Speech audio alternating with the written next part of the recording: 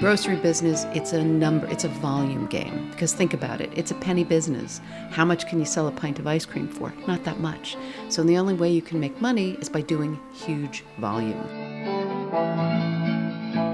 Hi, I'm Mirav, and welcome to the Entrepreneur Corner of How Much Can I Make? If you're dreaming of starting your own business and looking for inspiration and ideas, you came to the right place. We're going to hear all about the ups and downs of building a business from the ground up to an industry success. So listen on.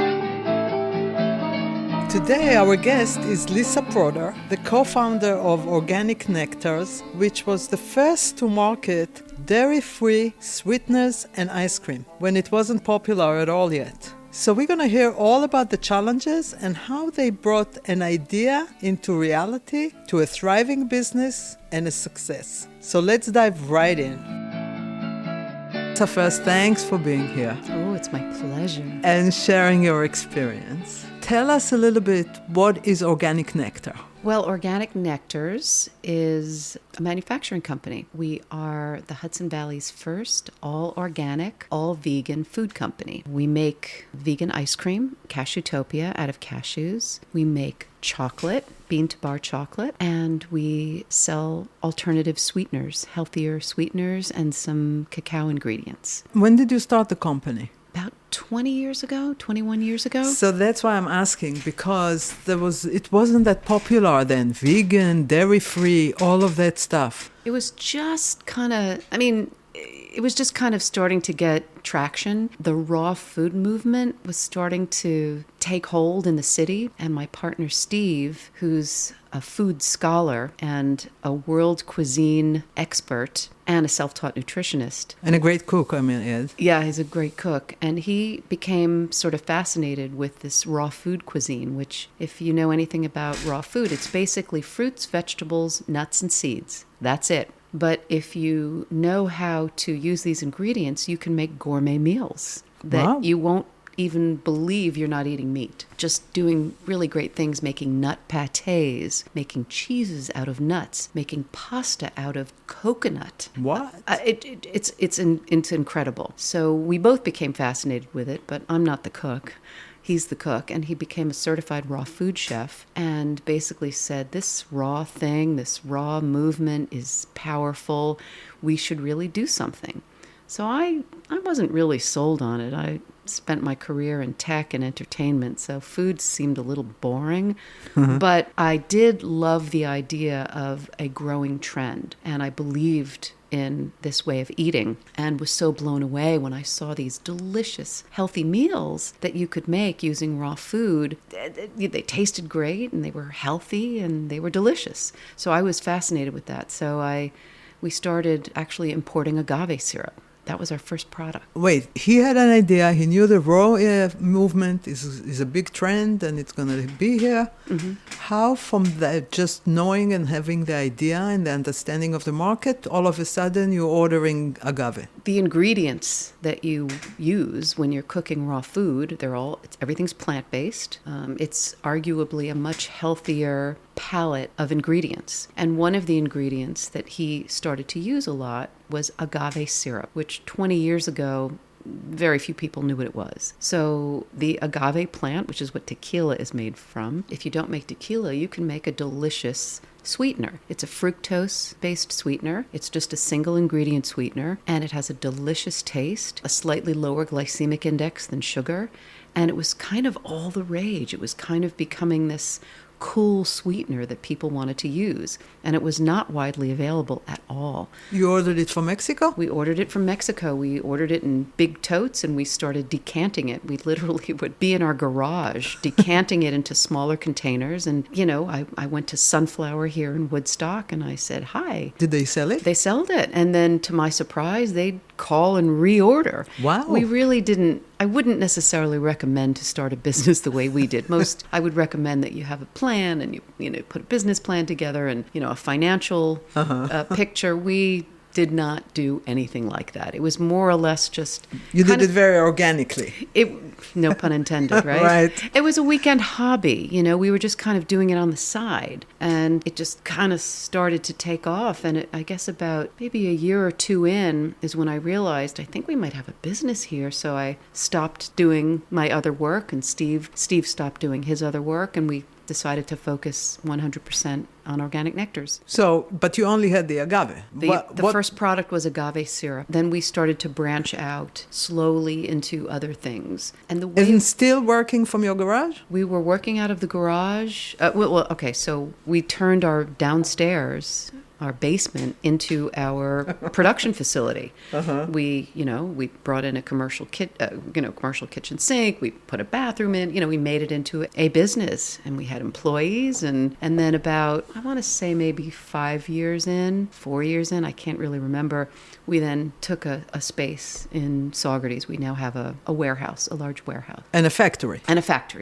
Yep. And how many employees do you have now? We have 5 employees. Wow. Yeah, we're still very small, but we've become much more efficient. We actually had more employees years ago because we didn't quite know how to do everything as efficiently as we do now. You do something over and over again, you figure out how to do it a little faster, a little smarter, and we've gotten pretty efficient with our current production process. So sounds like you didn't have to raise any money. You just went from one step to the next. Well, that's a loaded statement. We have not raised any money. I'm not sure that was the wisest move, though. We actually came close to bringing in investors 6, 7, 8 years ago, and we did not for several reasons. When you get involved with investors, it can be a complicated relationship, and I wasn't really sure that the investors we were talking to were really the right partners for us. In hindsight, sometimes I regret that, because had we taken on investors, we would have had more money to grow. And the challenge in manufacturing is when you don't have deep pockets, you have limitations. You have limitations in terms of the marketing you can do, the equipment you can buy, so we do have limitations. And sometimes I do regret not taking on those investors. But no, we are completely self-funded, which, at least we don't have to worry about arguing with investors, Right. Which is nice. And also having to perform to a certain level that an investor will expect from you. Correct, yeah. But I go to New York City, I'm here in the Hudson Valley, and I see your Casheutopia everywhere. So, well, I think it's just maybe where you're going. We're not everywhere, but we ship everywhere. Since COVID, as you know, people will order a bottle of ketchup online now. So what's happened in the grocery business is you don't necessarily have to be at that brick and mortar store anymore. People are ordering their groceries online. And that's good news because it's very competitive. The challenge with the grocery business is it can be very expensive to get in and stay in. It's competitive. So you can get in the shelf, you can get in the freezer, but if you don't have money to pay for advertising and merchandising and sampling in the store, there's always another product right behind you. What do you mean by sampling in the store? So when you have a new product, so Casheutopia was the first cashew-based ice cream that I'm aware of in this country. So imagine 15 years ago when this product was launched, it was such a weird idea. Ice cream made from cashews. Nobody understood it. So it was really critical that we be in the stores giving people tastes. Oh, I see. Because it sounds weird. It sounds gross even. So now it's not quite as unusual. People understand what nut milks are. And your ice cream is better than a regular ice cream. I've had it. Thanks. Yeah, Thanks. It's delicious. Thank you. To get into the store, do you go through a distributor or do you sell the stores directly? Yes. It really depends. Yes, to which one? All of them. There's no one way to do it. When we started, we just literally knocked on stores' doors and said, "Hi, would you like to try this product? Would you like to sell this product?" As you go into chain stores that have multiple locations, a lot of them don't want to buy direct from the manufacturer. They want to buy from a distributor because it's easier. But does it mean that you have to give the distributor a price below your wholesale price? Yes, it does, because they have to make money. Right. So when you go through a distributor, you make less money. The reason why you would ostensibly go through the distributor is because you get more business. In the grocery business, it's a volume game. Because think about it, it's a penny business. How much can you sell a pint of ice cream for? Not that much. So the only way you can make money is by doing huge volume. So that's why it's critical in the grocery business to keep growing. Wow. If you want to keep your profits expanding. So, but let's back up for a second. So you had the agave syrup, you moved to a factory, and how did the Cashewtopia idea, this ice cream, I know some people that are addicted to it, by the way, how did this come about? Actually, the Cashewtopia happened while we were still manufacturing downstairs in the basement. So one of the big questions we'd hear all the time from consumers is, wow, what do I do with this agave? How do I use it? How do I substitute it for sugar? How do I use it as a sweetener in my foods and beverages? So one of the ideas Steve had was, because agave is a liquid sweetener, it's probably easier to substitute it in products that are liquidy, let's just say. Because when you use a solid, like a sugar, a solid sweetener, it not only provides sweetness, but it can provide bulk. Right. Agave won't do that because it's a liquid sweetener. It's a syrup. So he thought ice cream would be a good product to experiment with. Not only because of that, but also at the time, the only plant-based ice creams on the market were rice-based and soy-based. This was even before all the coconut ice creams. Wow. So there was, I think, Rice Dream, Soy Delicious before they changed their name to So Delicious and dropped the soy. So Steve, in his wisdom, said soy is going away. It's not a good ingredient. It's not something, processed soy is not something that we would recommend. So what can I do? How can I make a frozen dessert out of better ingredients and using agave? So he experimented. In fact, our first frozen dessert was made from young Thai coconut. You know, those coconuts that look like a little white house that you get in the... Right. So we would buy trays and trays of these coconuts and have our folks downstairs hack them open, scoop out the meat. It was so labor intensive. Were you making money? I'm going to say that probably not from that product. Right. We were making money from agave sales and ingredient sales, but the ice cream was not a profitable venture for us. Ultimately, we changed to cashew. It was easier to work with. Cashews are great because it's a creamy nut. There's a good amount of fat, which you need when you're making a frozen dessert, and it's got a neutral taste. It doesn't impart a very strong flavor. Correct. You want a neutral base when you're making chocolate, vanilla, strawberry. You want to be able to have a neutral base to work from. So we switched to cashew and haven't really looked back. So that's how Cashewtopia was born. And that's when you moved to the warehouse that you currently have, which is very big. Yeah, we moved to the warehouse. I think it was probably around 14 years ago.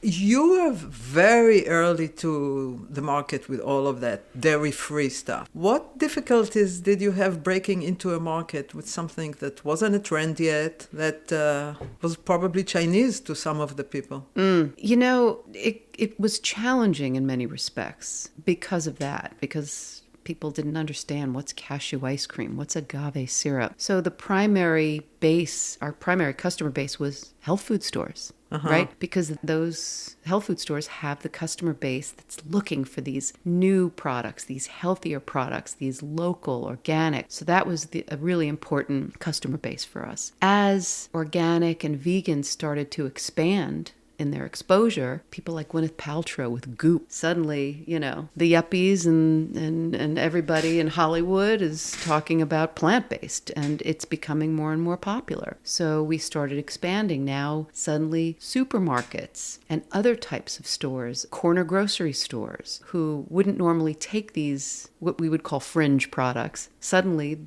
they're interested in these products because they want to capture more of the customer's pocketbook. What's your best-selling product today? I would say our agave syrup is still one of our top-selling products. I mean, you know, we have different types of products. Like I said, we make chocolate bars. Right. We make Cashewtopia. We make ice cream. But I would say our agave syrup and our coconut syrup also has become quite popular. I can see coconut becoming very, very popular. Yeah, it's delicious. And they're easy to work with. So you now run the factory, right? And the distribution. What is your day like? What day to day? What do you do? Well, it's not always the same. Depends on what's going on. I mean, right now I'm working with an agency to grow our online business. I'm working with an agency that focuses on marketplace sales like Walmart.com, Amazon.com, and some of these other online marketplaces that are exploding. So I'm working with someone to help me really grow that business, and that involves everything from,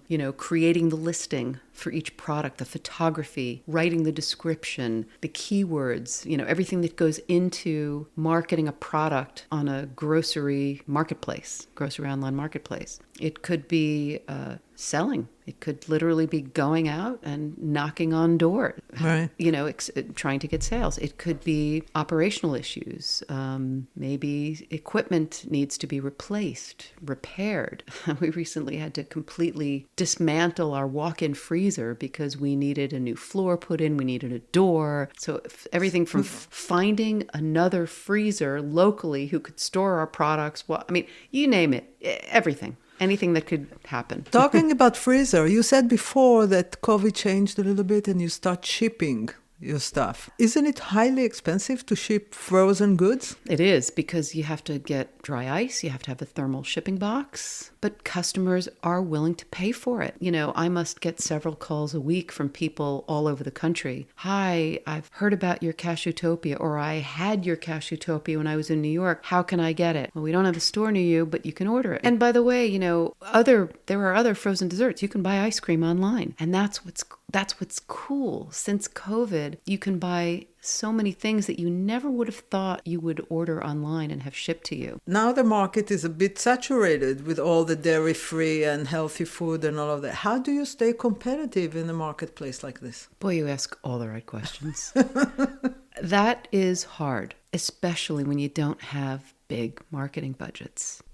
For us, this is a subjective answer. I like to say that our products still remain excellent. And I think, maintaining quality is really critical for us, because we don't have the ability to compete with, you name it, Ben & Jerry's plant-based ice cream. Right. They have huge budgets. Right. They can produce product at a lower cost than we can. But I would argue that if you do taste test comparisons between ours and other plant-based ice creams, for example. There's no comparison. I agree with you 100%. It's a great product. They really are good products. there is a comparison. It's not like theirs is terrible and ours is amazing, but it still is. And that's really what we focus on is excellent. Are you coming with new products all the time, or you will? Or? We don't. At this point, we have probably too many products for a small How company. many SKUs do you have? Well, so we have 6 flavors of Cashewtopia, but we offer it in pints, 4-ounce cups, gallons, so 2.5 gallons. Yeah. We have agave light. We have agave dark, 4 sizes. We have coconut syrup. We have probably about 40 products, and each one is available in multiple sizes. Wow, that's a lot. Not only do we sell retail, but we also sell consumer size, but we also sell to manufacturers and food service facilities. So we manufacturers sell like what? Like who? So, for example, if someone we make a chocolate chip, for example. Okay. If someone is making an energy bar and wants our very specific chocolate chip product, they might buy a pallet of our chocolate chips. We have chocolatiers who buy our chocolate couverture. So we actually grind the chocolate. We make the chocolate. We don't just buy someone else's chocolate and turn it into a chocolate bar. We make from bean to bar the chocolate. So we might sell that to a chocolatier. We might sell a pallet of agave syrup to, it could be a hotel. Right. I believe, is it Blue Spirit? Is that the name of Jeff Bezos' rocket ship company? Right. They placed an order not too long ago for some of our, I can't remember what it was, one of our sweeteners, and I was like, yeah, we're going to space. That's amazing. Yeah. Do you also utilize social media for marketing? We need to do better at that. We have social media. We have not been active on it. We had been much more active years ago. I found that while it was fun and we had fun posts and they were good, we had somebody doing it for us, it didn't move the needle sales-wise. It wasn't affecting the bottom line. And I gave it, a year. So, I have to get back into it. But, when you're small, you have to be really mindful of where you spend every dollar. Absolutely. How long did it take you to become profitable? You and Steve draw salaries? Very small salaries. Okay, but you draw something. We do. It took a while. I would say before we were profitable, 7-8 years. Yeah, that's kind of normal. Yeah. Is there anything you wish you had known before you got into that business? Oh, yeah. Oh, my gosh. Open the book, read it to us. Oh, my gosh. In fact, if I knew then what I know now, I may not have done it. Yeah, there's a lot to know. It's funny. Sometimes it's great to go into something so naively because you're not limited by knowledge. Right. Or fear. Or fear. Right. So the world is your oyster. Screw them. They tell me I can't do it. They can't tell me. And you just do it. Right, exactly. So there's a lot to be said for that. If I had it to do all over again, I would definitely create a business plan. I would be much more thoughtful about the products that we launch and how we launch it, be much more strategic about that. And I would have raised money, big money, right from the get-go, so that I would have the ability to support growing sales. Are you trying to raise money now? You think it will be beneficial? Not at the moment. There's some other priorities that I'm focusing on before I do that. What advice would you give someone who wants to get into food manufacturing? Oh, I get a couple of inquiries a year. I get a couple of people saying, "Oh, I've got this great recipe for something. I'm going to start a food company." The great news about starting a food company is the cost to enter is cheap. You can start in your home kitchen. Correct. You've got a good chocolate chip recipe. You can do it in your home kitchen. But it's scaling and growing because you're not going to make any money really doing it in your home kitchen. You might have fun going to farmers markets on the weekend. Maybe you'll get a handful of stores, but you're not really going to make any money doing that. You just have to have a really great idea. Try to find something that's new, that doesn't exist, but that, meets a growing demand, and have funding to do it. Because whatever you think it's going to cost, it's going to cost 3 or 4 times that, right, if not more. What's your prediction for the dairy-free market in the food industry? It's going to continue to grow. Veganism, vegetarianism, plant-based, sustainability, it's definitely going to grow. Strangely enough, there's a little bit of a backlash, however, in the ice cream space, believe it or not. Too fattening? No. I think things can sometimes be cyclical. Like there was a period of time where dairy-free ice creams were just exploding. But now I think they've leveled off a little bit. I have a feeling, there'll be another spike at some point. I don't think dairy's going away anytime soon, but it's the dairy-free world is definitely exploding. As certainly millennials are more and more aware. What about Gen Z? Gen Z, global warming, carbon footprint, just animal activism, animal rights activism. It's it's exploding. It's exploding. What's the biggest misconception people have about the food industry? That food it's easy. manufacturing. Food manufacturing? Right. I will say this. What most people will probably be surprised by is that packaged food that you buy, whether it's a can of soup, a bag of potato chips, a pint of ice cream, that brand name that's on there, they're not making it. Most food is made at a contract manufacturing facility, a co-packing facility, some 200,000 square foot warehouse in the middle of the center of the United States, and somebody's making it there and they're slapping the brand's name on that label. Very few brands actually make their own product. And that's one thing we are proud of. We don't use a co-packer, we make it ourselves. And I think that helps with quality control too. And how do you deal with food poisoning issues and stuff like that? Do you have to deal with that? We have never had an issue. And I think part of the reason why we've been fortunate to not have an issue is because we are so small. We have such an incredible team. Our staff has been with us. Each employee we have has been with us for at least 10 years or more. Wow. So everybody is so good at their job, so focused, so diligent. You can't get anything by our people. When you hear of food contamination, food issues, it's generally at very large companies with, there's a crack here, there's a slip here. Right. There's just too many people. Stuff can happen. We're so small that I think we have a greater ability to pay attention to some of this stuff than bigger companies. Right. What's the most rewarding thing about your business? I would say when I get an email or a call or a post on social media from someone saying, I have celiac and I haven't been able to eat ice cream in years, and I found your gluten-free product doesn't upset my stomach and it's absolutely delicious. You know, when you get feedback like that, which we're so fortunate to get, that people absolutely love your product, it's really cool. It's really gratifying. I can see that, of course. What is the big dream at the end? To have an exit, to have an investor? What's the big dream? I think at this point, we've been doing it a long time. We're getting older. I would say it would be nice to bring in investors who could help take some of the load off and help grow the company, or ultimately sell the company. You know, there's only so much you can do. Like I said earlier, when your pockets aren't that deep, you can't do big things. And it would be nice to see someone else with deep pockets and a similar vision, or maybe even a better vision than what we have, you know, come in and take over and take the company to the next level. Are there agents that go and try to sell companies like yours? Yes. There are.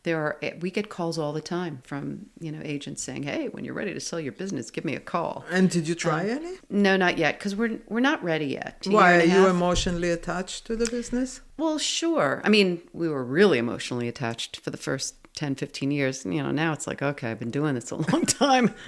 maybe my emotions are a little less, not quite as strong anymore. But no, there are just some certain things I want to try to accomplish to grow the business a little bit so that, you know, maybe we can have a bigger exit. Hope for you. Thank you. Lisa, thank you so much. It was Thanks, so Mirav. Interesting. This was fun. I know you made me think for about years, things. and I didn't know all of these things. I know your products. I use your products. My friends use your products. And Thank I never knew all that. We count on it. Thank you. And I didn't know all of this. That's very interesting. Thanks a lot. Thanks for making me think some of these things again. I haven't really thought about some of these things in a long time. So there you go. You need me for that. I do. Thanks, Mirav. Thank you. Okay, that's a wrap for today. If you have a comment or question or would like us to cover a certain job, please let us know. Visit our website at howmuchcanimake.info. We would love to hear from you. And on your way out, don't forget to subscribe and share this episode with anyone who is curious about their next job. See you next time.